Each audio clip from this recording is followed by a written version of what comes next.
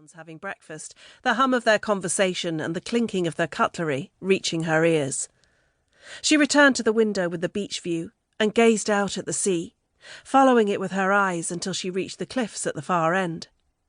If she remembered correctly from what she'd read, the cliffs separated Cariad Cove from Farddoniaeth Bay, and when the tide was out, it was possible to walk from one beach to the other. She'd thought that the names were lovely, Cariad meaning love, and Farddoniaeth meaning poetry, and knew that she'd find a way to weave both into her articles, along with their meanings, and possibly some history too. Her stomach grumbled, reminding her that she hadn't eaten since yesterday lunchtime.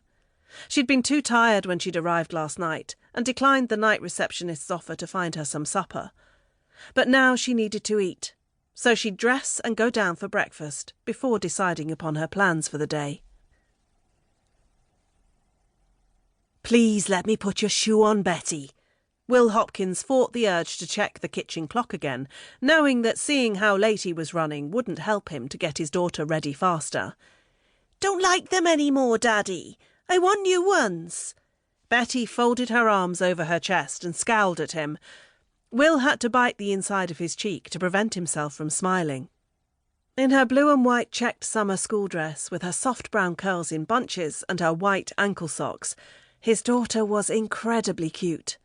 Too cute for her own good at times, because she often ended up getting her own way, and Will knew that wasn't a good life lesson. "Beti, we've been through this," he said, trying to reason with her. He had always tried to appeal to her sense of logic, wanting to treat her with respect and patience, however difficult she was being.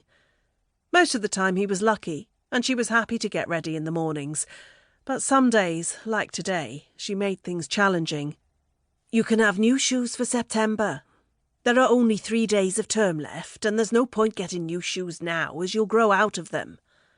Beti sighed, then held out her foot. "OK, go on then. But do you promise, Daddy?" "I promise," he replied, sliding the black leather shoe onto her foot, then fastening the buckle. "Right, go and grab your cardigan, and I'll get our packed lunches out of the fridge." "OK, Daddy. Did you put my apple in because—" "I did." He cut her off before she launched into a monologue about what her teacher said about the importance of eating fruit. "Good. Miss Dix will be pleased." Will listened to Beti climbing the stairs to make sure she was doing as he'd told her. Then he opened the fridge and reached for the lunchboxes. He loved being a dad, but school mornings could be challenging when he used up so much energy, especially when he knew that he had a whole day ahead of him of teaching teenagers. So he was glad that the summer holiday was almost upon them. He got out the lunchboxes, his clear one and Beti's purple one, and set them on the table, then filled their water bottles. Once he'd loaded lunchboxes and bottles into his and Beti's rucksacks, he checked that he'd turned everything off and went through the hallway to the front door. "Beti," he called, then waited. "Are you ready?" No answer. "Beti!" He looked up the stairs and listened. What on earth was she doing now? "Daddy!" His daughter appeared on the landing, a frown on her face. "I had an accident." "What do you mean you had an accident?" Will dropped the rucksacks and shot up the stairs, his heart hammering with fear. He knelt in front of Beti and cupped her face, staring at the red splotches all over the front of her school dress, as cold fear gripped him.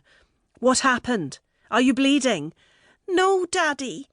I wanted to paint my nails to make them more pretty, and I spilt the nail varnish on my dress."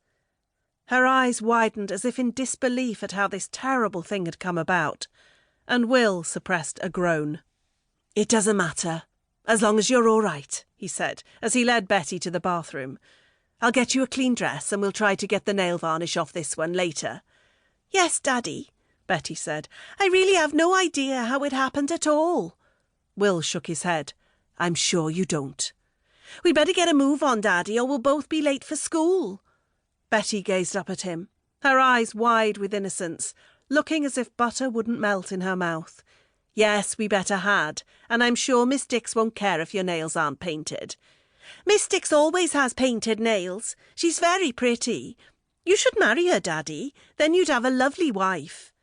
If only it was that simple.